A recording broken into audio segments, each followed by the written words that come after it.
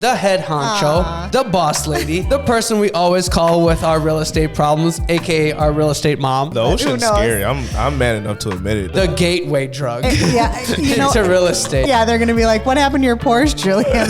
They're putting upgrades, gold on it. That's what's happening. If I fill in one thing wrong here, I'm getting sued. Your car warranty is expired. Are you allergic to peanut butter? Can you have peanut butter? So it's just. And then I'm gonna be in some ramen noodles. You've got to be consistent. You can't, make a TikTok video and then make another one 90 days later. We post. It's a relationship business. Yes. It's going to be about building relationships, how you make people feel. The TikTok dancing and pointing at things. It's just like, no, I'm not gonna do it. Showing up. I think that's why it's important you show up every day, right? Fake it till you make it. Fake it till you make it, baby. A goal without a plan is simply a wish. I gotta negotiate this and I gotta be like a tough dog agent. Like, you want your friends of your family and friends working with you because you know you're going to do the best job for them.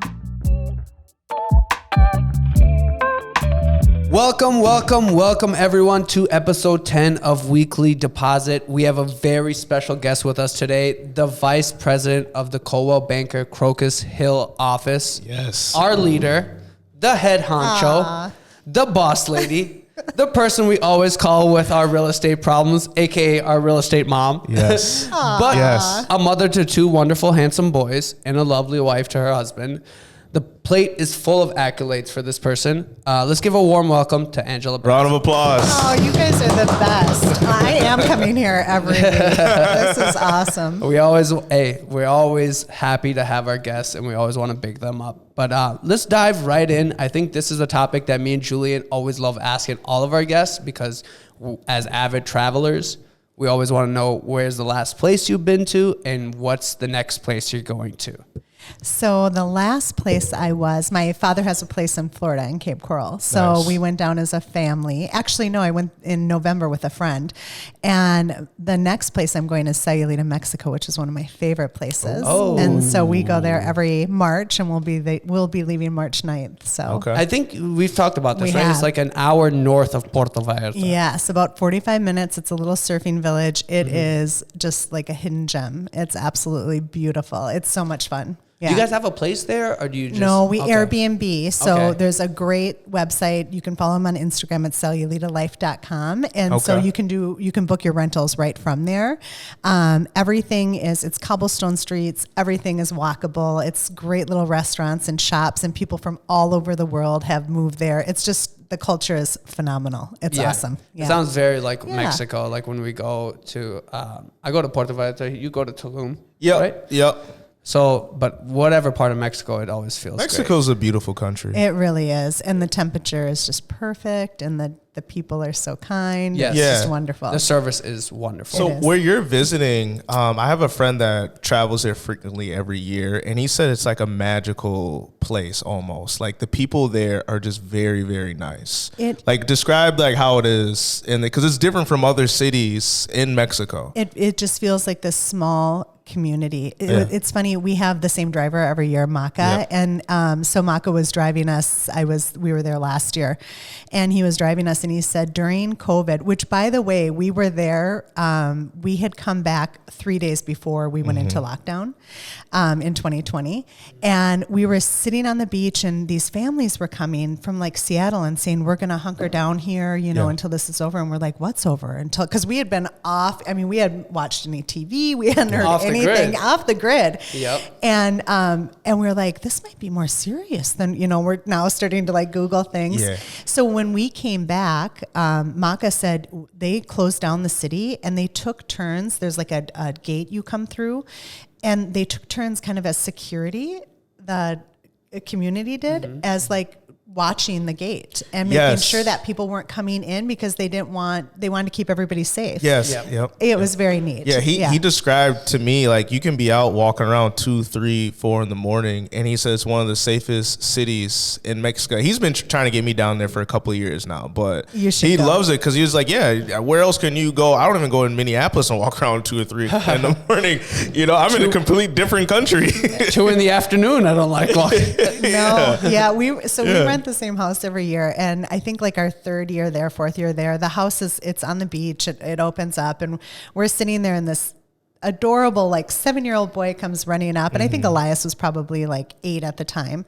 And just, you know, oh gosh, just you could sun kiss, you could tell he just lived on the beach. Just the sweetest boy. Nice boy. Just comes into the house and we're like, hello, who are you? And I think he was from Sweden. And so he spoke a little English, but we're like, where are his parents? And he's like, I'm here all summer with my, you know, grandparents and my family. And we found out his mom and I think his father was a professor. And, you know, my husband and I are like, you know, should he be in the house? Yeah, like, right. You know, are you allergic to peanut butter? Can you have peanut butter? So it's like that sense of just like community. It's a nice community there. Yeah. You said it's a surfer town. Do you guys surf? No. Boogie board, but not surf. And although my dad does he likes to take a surf lesson when he's there. So he definitely is like, I am definitely surfing this year. I'm getting up this year. He's been on a health kick. My mother passed away in 2019. And so my father's been going down with us since, starting in 2019.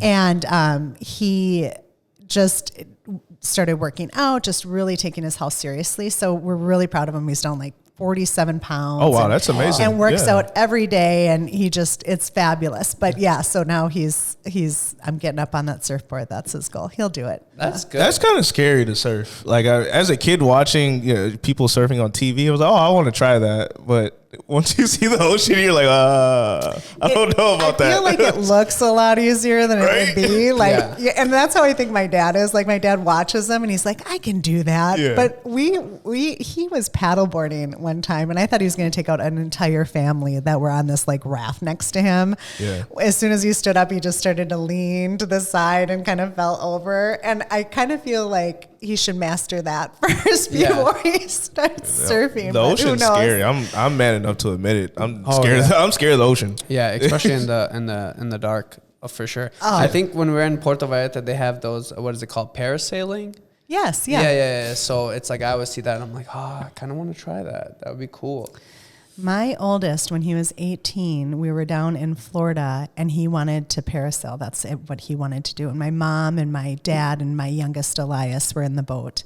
And I said, I'll do it with you. You know, he was a senior in high school and I'm deathly afraid of heights. And he was so excited. He loves to jump out of airplanes. He's like he just loves like the adrenaline rush. Right.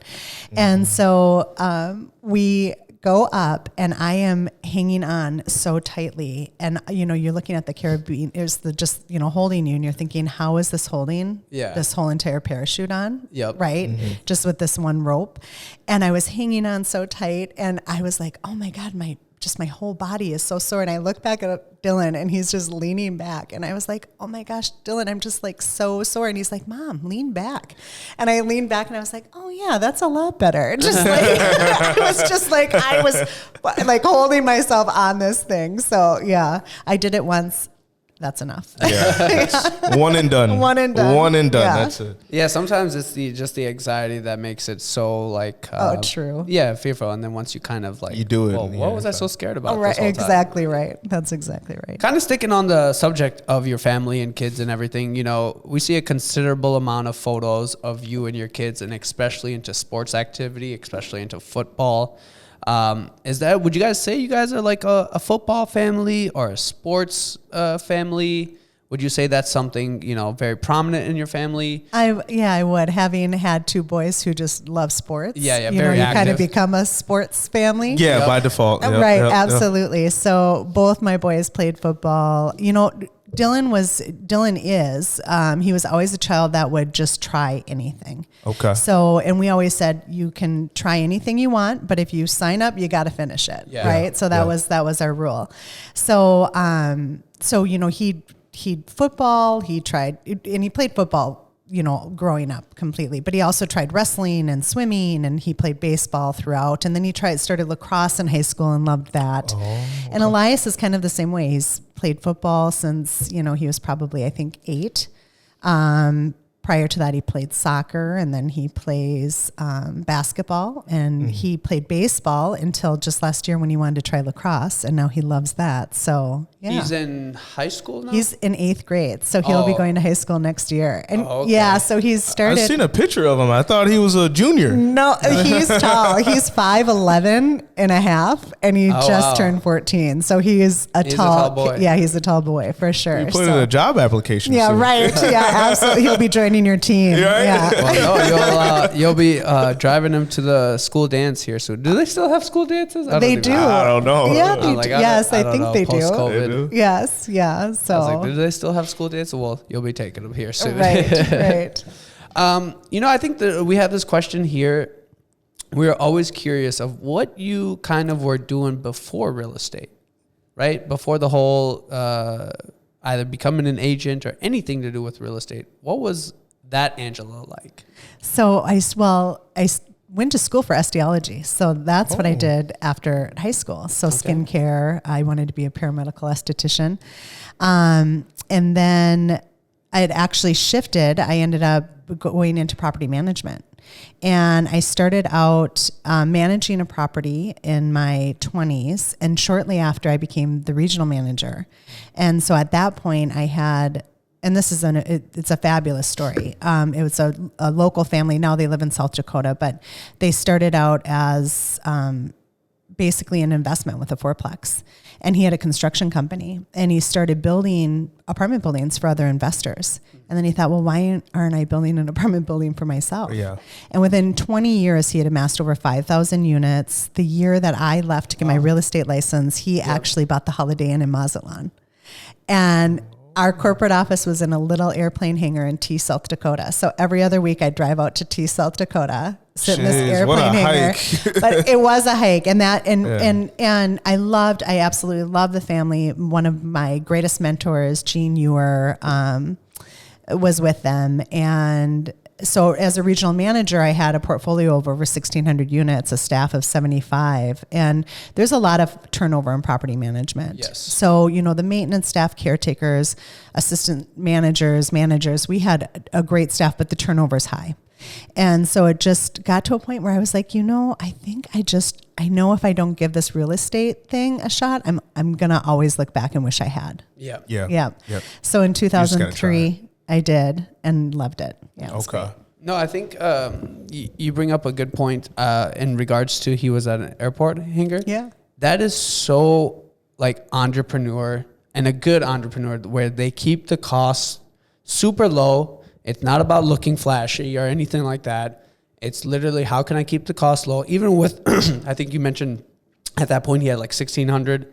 I know he had over 5,000 units at that point. Yes. Correct. Five different states. Five different states, and this guy's working out of an airport hangar. An airplane hangar. Like, come on. Airplane, That to me shows like the mentality. And he had gotten his pilot license. So he was like, I need a place to park my plane, and I need a place for us to come together. So. Well, speaking with Alexandra, I think she got her pilot license, the reason getting her pilot license mainly was to go fly out of state to check on her properties and stuff and save time. So it was like such a... It makes sense. Yeah, it's not like, just to have it. It's, correct. Yeah, you're gonna be using it. So that makes sense. Did you get any sleep when you were property managing? Because that's a lot of properties. I had, like I said, I had a staff at each property. The smallest was 192 units. The largest was 353 that I had. So there are large apartment complexes. Yeah. So there was, maintenance, caretakers, leasing staff, assistant manager at each property. Yep. But no, I think they were run really well. And I think they had some great processes in place when you talk about building a foundation, right? They built a strong foundation. So you definitely got the calls at nights and on weekends, but we get those now. So it's just what I'm used to, right? Yeah. So it was I would say not an easy transition, but you made it going from property management to real estate, handling those tough calls. In those situations where like a lot of agents kind of run away from or get burnt out of. Well, and your tenants are your your clients just like your clients, right? So, and you deal with all kinds of different personalities, and you learn to, adjust, and what works for some doesn't work for others. And so, very people business. Absolutely. A lot of people go from property management. Same here. So with VSM, I was a property manager and stuff like that. So it's a kind, to me, it's like the logical. It makes sense to do that. The gateway drug to real estate. Well, and I think too, in the corporate world, and nothing wrong with it, but I think there was a point for me where I remember getting my review, and it was like, great job, and we're giving you the top raise that we can give you this %. And I remember thinking in my head, how many years is it going to take for me to get to where I want to get at this top %, right? Yeah. And I just thought, gosh, you know what? I want to be in more control over this. Yes. And real estate, I think, gave me that option. Being an agent. Yeah. Gotcha. And so that's when you kind of went back and wanted to get the real estate career started. And then that was the set off point? That was the set off point. So that was 2003. Never looked back. Yep. And certainly I think what being in this role gave me was what I missed in property management was really that kind of mentorship. And I mean, I love the coaching aspect. I thought I would miss the selling, the working with my clients, but really I get that through all of you every day. So it is the same. Dealing with agents and then dealing with a client. It's what do you think is more hard to deal with, a client or dealing with us? No, I would say, I think clients. I think clients. I would definitely say clients. Yeah. I think that, I'm here to support you as agents, right? But you know the process, you know the game. Yes. Best practices, all that stuff. So, where clients, they don't know, sometimes they've never been through the process, or they're faced with something they haven't been through before. Right. Mm-hmm. And as agents, we can usually, even if we've never experienced it, we can call someone who has, right. Yes. Or we can reach out. I mean, that's the great thing about, having a big network. So. Yeah. No, that makes a lot of sense. No, for sure. And I'm sure she still hears a lot of the clients' stuff through us, right? Yeah. When we call her like, Angela, this client or this or that, or this happened in this deal. So she still kind of lives it vicariously, but through us. Absolutely. Yeah. Which is probably better. and Ron's going to be like, are they hiring leadership? And how many agents are at the office that we have 114. 114. So that's quite a few agents that she's managing. And you are quite the mentor, quite the leader. Thank you. And I think the one thing when we've met, right, I was like, and I've always told this to Julian, I was like, persistence, I think beats anything. Oh, for sure. Like when someone is persistent and a professional in a good way and everything like that, there has to come a time where you're like, let me just give it up. That's respect.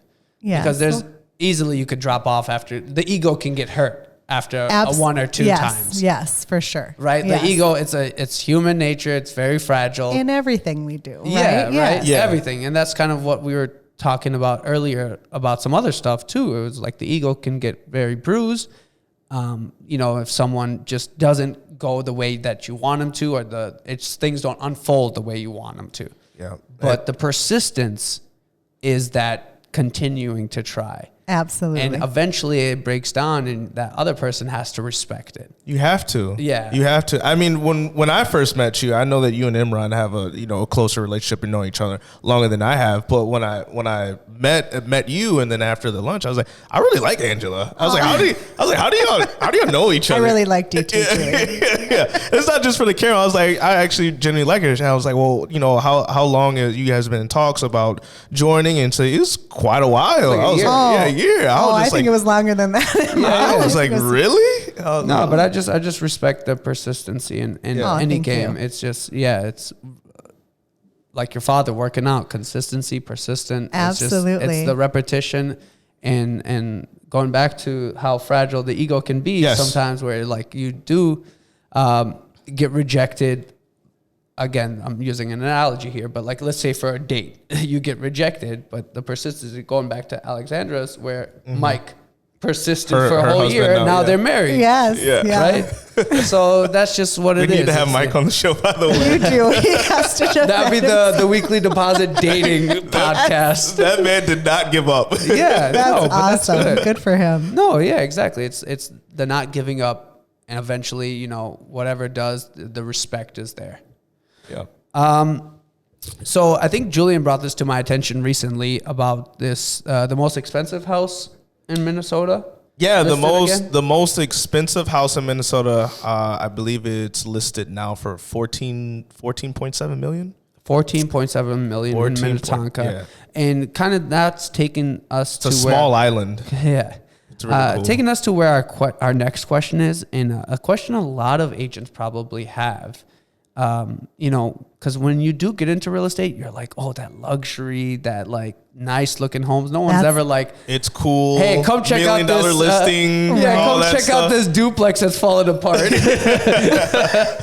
gonna sell those. Yeah. I was at a duplex where I could see the sky from the roof. I was like, okay, we all gotta start somewhere. No, for sure, 100%. In your experience, what would you say is the main or major differences between, you know, your quote unquote regular homes versus the luxury ones?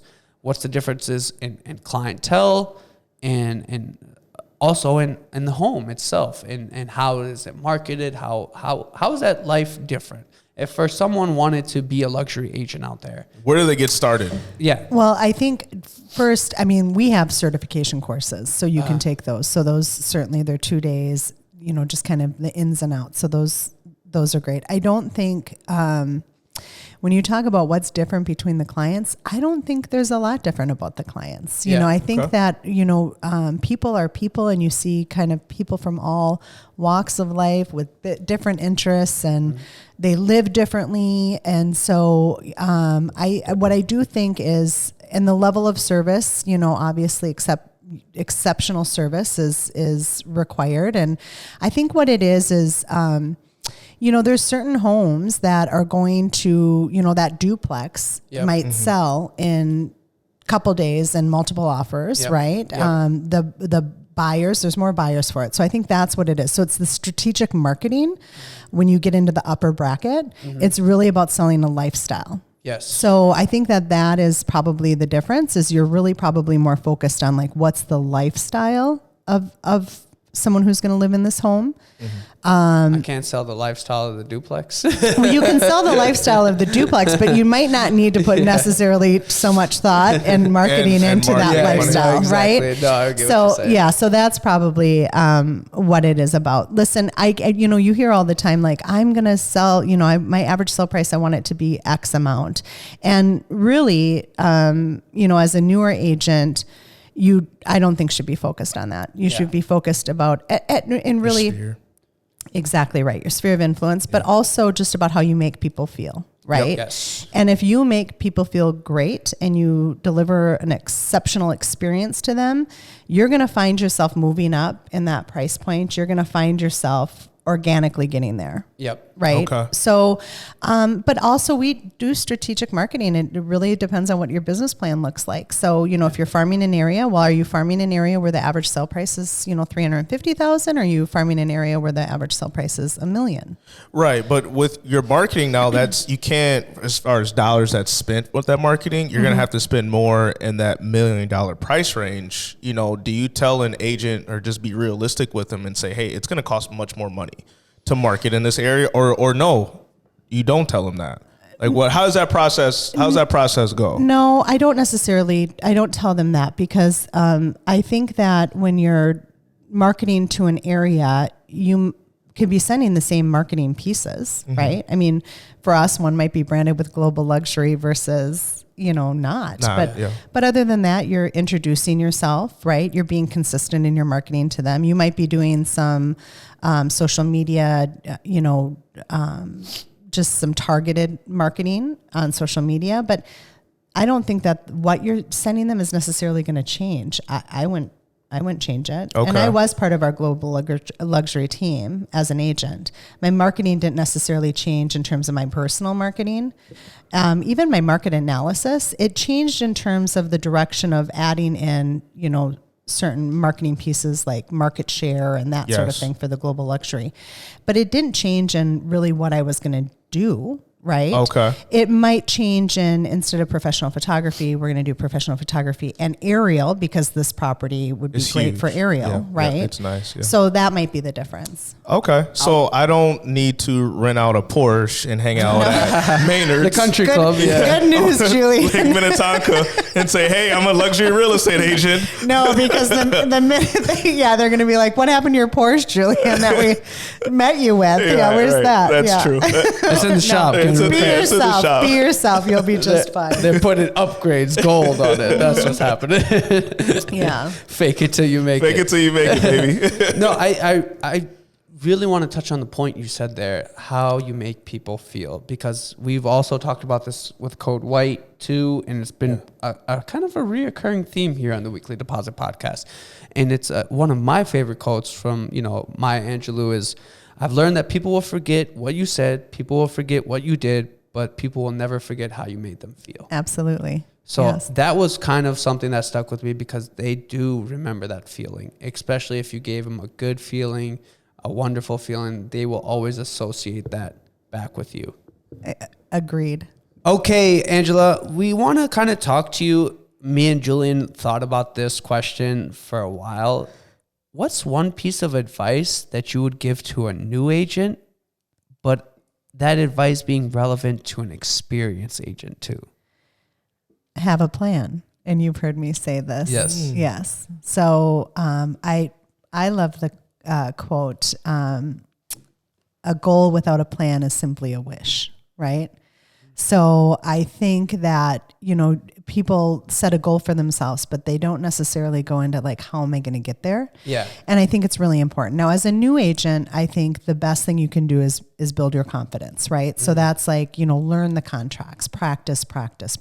Like, I think that the sooner that you're feeling confident, the just better that you're going to be, right? The sooner you're going to have business. But I think new and experienced agents need to certainly have goals, but they need to have a plan behind those goals. So I business planning, coaching, love it. Love it. You're very Absolutely good at it. Love it. Great at it. And so I do feel like it's just really important that that how. I also think like your why, like, why am I doing this? I think that's super important too. So yeah. Yeah. Some days you really need that why. Trust me. Without a doubt. Yeah. Yes. You really need that. That is that, because, motivation is a fleeting thing, right? It's there, it's not there. Some days you feel good, some days you don't. Some days you go through, some hardships, some deals break down. Some days, great things happen. You will go through that. It's exactly. It's not an if. For sure. It's not. And you need that why. Like, why am I doing all this? Why am I putting myself through this pain? Absolutely. Just as a reminder. And also, like, I love, Alex Fidel, how he talks about just your gratitude exercises. Yeah.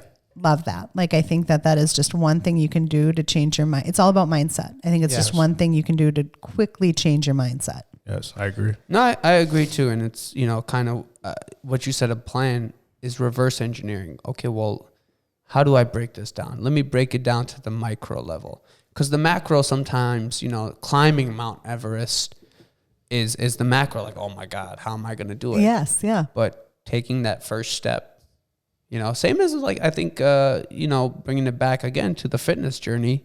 It's so hard for people. Like, how do I just take that first step? Exactly right. And then, before you know it, you get the momentum, right? Yep. I mean, notice, and I think this applies to most things in life, but when you're putting yourself out there, for instance, in real estate, I could be doing 4 open houses a weekend. And just the act of getting out there and doing something, all of a sudden someone from my sphere notices and now wants to work with me, right? So sometimes it's indirectly coming to you, the business or the reward, right? For just activities of, like you said, showing up. I think that's why it's important you show up every day, right? Yep. So, yes. I started out my first year doing open houses 3 times a week. Yeah. and I posted it on my social media, and you know, folks thought it was my actual listing. Of course, yeah. And they're like, "Man, this guy is always working. He's taking real estate seriously." You were always working. I was, yeah. You know, and some open houses are great, and some are bad. But then you kind of can go like, all right, I did good at this one. Oh, I need to do this. Oh, I need to door knock the neighborhood. Like, there's opportunities, and people see that you're out there. You can create self-reflect, something. Yeah, you can self-reflect instead of just like sitting home and waiting for your phone to ring. Like, because it's not going to. It is not going to ring. It will with your car warranty. Yeah, right. Or your mom. That's exactly. Your mom or your dad calling you like, "How's it going?" Yes. Oh God. Yes. So your car warranty is expired. Just to check in with all of you guys. Right. No, I wholeheartedly agree with all of that. It's like, I think 80 to 90% of it is showing up. I wholeheartedly agree with, I think like 80 to 90% is just showing up, and the momentum and just getting into a rhythm of things, and you're kind of learning, and it's a constant learning. I think you'll never become, it's just literally constant. Every time I've done a transaction or I've talked with someone or whatever the case may be, I'm like, oh, next time I should do it like that. Absolutely. Yeah. Yes. Or I quickly go online. I'm like, well, how did this person deal with it? Or even working with somebody on the other side and going, I love the way they did that. Yeah. Oh yes. Or like, I am so impressed by that. Yeah. Yes. I can't tell you how many emails or stuff I've copied and like, I gotta take this template. Yes. Like how they broke this offer summary to me is excellent. Like, for sure. For sure. I always congratulate agents when I'm working with them on the other side, like their process and how they do things. And I even got compliments too on the other side. Like it's okay to be like, hey, I actually really enjoy working with you. Yeah. You made this process super easy. Let's do another deal. Yeah. You know, that's excellent. People need to hear that, right? Yeah. I mean, they need to hear that you always hear like when things aren't going right, and people need to hear more like things went so well. Like, thank you so much for making this process so smooth. Yeah. Really appreciate it. Yeah. That's building relationships in this, because it is a tight knit, there's a lot of agents that's out there, but it's a tight knit community. It is. Like once you really start selling and networking and all that, like this is $1 million listing. And I think a lot of people get confused about that in selling real estate. Sunset. Yeah. Selling sunset or whatever. Like I got to negotiate this and I got to be like a tough dog agent. Like you have to negotiate. I get it. You have to represent your clients to the best of your ability, but it's not like this all the time. No. You know, it's not like that. And a lot of people get confused, especially new agents or people that watch a lot of real estate television. Well, I think if you look back on your transactions, your best transactions were probably the ones that came together where everyone felt like they won. Yes. Right? Yes. They were represented and they were heard. And they got, and it was a win-win for everybody. Those are the best transactions. Yes. So, No, I wholeheartedly agree with everything said there. So, I want to kind of now talk about what you foresee the real estate industry and how business is done. You know, I think we spoke last time you were here off cameras about how buyers agents potentially might be compensated, how dual agency might get rid of. You know, this new wave of the TikTok dancing and pointing at things. You know, me and Julian obviously have our take on that. You know, I think it presents little to no value, but there is, I guess, a niche out there. People like it. I'm like, sure, I guess if you just looking silly in front of a camera to point at things, for sure. But do you foresee stuff, either that or how buyers agents compensation or other things changing? Because this is a ever-changing industry. This is never 1 year being the same as the next. No, I of course. And so, yes, are things going to change? Absolutely. Will they continue to change forever and ever? Right. Yeah, that's our industry. But I do think that we don't need to be fearful of change, right? We just adapt. Yes. So I think that, but I also think there's value in the things that we've always done. Yep. Right. Inman just had an article out, a week ago talking about just getting back to the basics. Yeah. And I think I think we talked about that last fall. Like it's really important right now. We've gone through a market in the past couple of years where you were showing, maybe writing 10 offers for the same buyer, right? In multiple offers. They're frustrated. Yes, 15, 20. And some buyers saying, I just can't do this anymore, right? Like, this is just too much. And they just couldn't compete. How do you think we feel? Well, exactly. You think I want to show you 50 houses? So I think what's happened now is we didn't have time. You did not have time to properly market yourself. Yeah. To kind of take a deep breath and say, these are the ways that I want to build my business, right? Yep. And be consistent. I guess that's the thing. Maybe you were at some point, but then you were running around like crazy. Yep. You know, there was no like, let's go see houses on Saturday. It was, this house came on, we've got to see it in an hour, right? Yep. And so really getting back to basics, like just taking some time to just call your sphere and just say, how are you doing? Right? Just really reaching out and just getting... And being genuine. I laughed about that because people will do everything on the phone but use the phone. Yeah. And you'd much rather call a stranger than someone you know. It's like, come on. That call button, it's just like, no, I'm not going to do it. Let me just shoot this TikTok. Right. I'm a person who just would rather pick up the phone and have a conversation. That's just how I've always been. Yeah. And I think a tone gets lost in emails, get lost, and even text messages, right? And it's, no, I didn't mean it like that. I just, so I just rather pick up the phone and have a conversation. But I do think that, so in that regard, I think this business is always going to be the same. It's a relationship business. It's going to be about building relationships. Like you said, like we talked about how you make people feel, right? But I do think that in terms of social media, that's not going to go away. No, and of course so, not. But you have to decide, is that something that you want to, is that a way you want to market yourself? Yep. Or not, right? I don't think you have to. I think there's benefit in doing it? Yes, but you've got to be consistent. You can't, make a TikTok video and then make another one 90 days later. You've got to if I'm going to do this, I'm going to do these videos, 5 days a week. Yeah, consistently. I hope you've seen ours. Yes. And so I think... Oh, we post. I know you do. I love them all. I like every one of them. So I do. And so I think it's really important that if you're going to do something... Share them too. Yes. Okay. Got it. Noted. That you definitely stick with it. Nothing is instant gratification, right? Yeah. So, I think too many times we say, we're going to do this and we try it, 2 months later, we're like, that's not working. I'm on to the next thing. Right. Going back to what you told your boys, we'll pay or we'll get you in if you see it all the way through. Yes. Yeah. You can't quit. Right? Yeah. You can't. So I think our thing, a big shout out to Alec, cause he is the magician behind all of this. Yes. He is the David Blaine. And he keeps us consistent as well too. So it's, it's a lot of him, a lot of us continuing to just, cause I don't think we even think about the ROI. No. At all. We don't. Nope. We're just like, let's just provide the value to people, regardless if it's real estate value, humor, just in general value, these podcasts. And then I think the other thing I was talking to Julian about too, I was like, what I've come to notice about these podcasts and what I really love doing, and I didn't think about initially when we started it, is getting to really know the person. We thought we knew people. I love that. Yeah. Like you or these other people, like I'm like, oh, we know this person.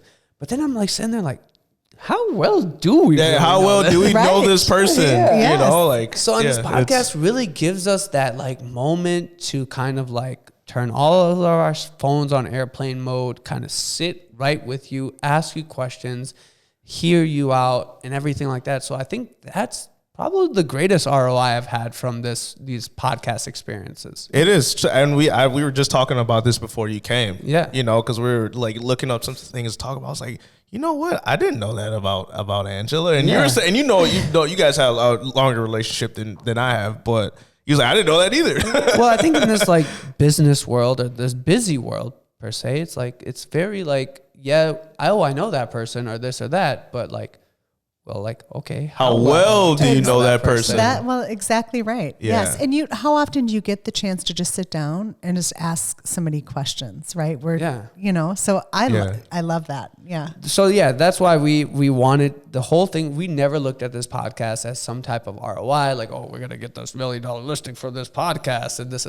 No, we're like, we just want to talk to interesting people, get to know them, get to see what they're doing, and that's pretty much it. I think that's the greatest part of this whole thing. Value too. Yeah. I mean, because you're a very knowledgeable person in real estate. You've been in property management. You manage 115 agents or 14? 114 agents. Yes. So, I mean, you are someone that has a lot of value in real estate that the average agent wouldn't know about that's looking this, or someone that's looking to get into real estate. You know, so. Well, and I think that when you love what you're doing, it just, everything comes pretty easy, right? Yeah. Like when you wake up, like I truly love going to work. Like I look forward to going to work every day. Yep. And I don't think everyone can say that. So no.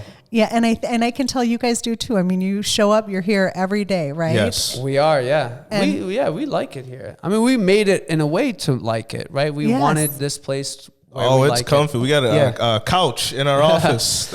It looks great. It's a great space. I think, even looking back on our podcast, Julian, like we, from episode 1 to now, I know we're still only like 10 episodes Episode 10 now, Yeah, but it's like, it's huge. I'm like, looking at episode 1, I'm like, what are we talking about? But you can see the improvement though. Yes. And that's the same thing. If someone started, wanting to get on real estate, how you are from 6 months to 9 months. First listing presentation to your 20th listing presentation. And 20 from 50 and 50 to 100. Exactly. Your process is going to be completely different. And I cannot tell you how nervous I was on my first listing presentation. Oh my God. And you probably over-prepared. You probably worked on it for 2 weeks. You were like, I can see you in June. Does June work for you? I was at the house. I obviously didn't park right in front of the house. I parked like a few blocks away. 30 minutes beforehand in the mirror going over everything. And then I called my mentor and I showed him the thing and he's like, yo, you can't put that in and I was like, and I had to rip that one out real quick. And I was like, cause I think I put something that just didn't fall into like real estate rules or something. I don't even know. And I was just like, oh, okay. And I ripped that up real quick. I was like, well, okay, that was the opening. Now what do I do? So nervous. I remember writing my first purchase agreement and it was for my dad for an investment property. And we were sitting at the table. My aunt has been a realtor for, 40 years. And I remember calling her, and thankfully it was my dad because every line, you get out of school and you think, if I fill in one thing wrong here, I'm getting sued. Yeah. Like this is going to be like, you are like, I'm just afraid to like do anything. Yeah. And so I remember being like, Dad, hold on a second. And I'd call my aunt, what does this mean? What do I put on this line? She'd tell me. And I remember thinking, oh my God, she's not even looking at a purchase agreement and she knows what goes on that line. Like I cannot wait to get to that point. And then I'd get, 2 lines filled in and then I call her back. Oh, sorry, Mary, what do you put on mine? And just through the whole thing. And I thought, thankfully it's my dad sitting here right now. I mean, I think I was like a weekend, and I just remember thinking, I cannot wait to get to a point where there's that confidence, right? Where I'm confident enough. And now, you could tell me like, here's what I'm dealing with and I'll tell you in a second, what needs to be there. There's some listing agents out there that don't even have a listing presentation anymore. They just show up. They swing it. They just swing it. They just swing it. They already know. What's the point of having a listing presentation? You know who I am. If we all did things the same, there'd be a lot more competition, right? Yes. We're all so different, and that's the beauty of this business. So, and it's people want to work with like-minded people. People want to work with, surround themselves with people that they look up to, and so I think that you draw in, your clients. Yes. So trust. Trust. I think, and kind of going back to our own adventure here, that's why we kind of do the videos and everything. Obviously we want to present value, but we also want to showcase who we are. Yeah. What our personalities like, what our quirks and this and our humor. I have dry humor. A lot of You've got great humor. I mean, I'm sure the people who are watching these podcasts, they watch them, they laugh. Like I said, the bloopers are amazing from your videos. I loved them, watched them a couple of times. Yeah, I do cuss a lot. That's what I've been trying to work on. When I mess up on things, I don't even catch it either. So yeah, but it is that good self-reflection part, right? To know like, okay, well, I hope this next time I will do it better. I think what's the whole insanity thing, right? Repeating. Yes. Repeating the same behavior. Yes. Yeah. And then, never fixing it. This has been a great podcast, and, one of my personal favorites. It's great to know, really get to know Angela here, and hopefully she'll come back. Maybe, who knows? Maybe we can do the next one in Mexico here. Yes. March 9th through the snow. Yeah, don't let the world, the internet know it. The internet's a crazy place. No, but it's been so, great insight to know, like, how, the top brass and the real estate world think. And like you said, there's so many different ways to this pillar of success, right? There's not just one road to it. Certainly not. Yeah. Yeah. And also I love how you touched on the breaking into the luxury market too. Yeah. It's really not that much different. It's not. And it's not. I think that you'll find, I think that you just find that people are people, right? Yes. And, like we were talking about a second ago, it's really about, your sphere of influence and who your sphere of influence knows. There's so much opportunity in the people who you surround yourself with, but also their friends and family. Yeah. Right. Mm-hmm. And not forgetting that, and just, knowing that. I always say, like, just, put yourself out there. You want your family and friends. You want your friends of your family and friends working with you, because you're going to do the best job for them, right?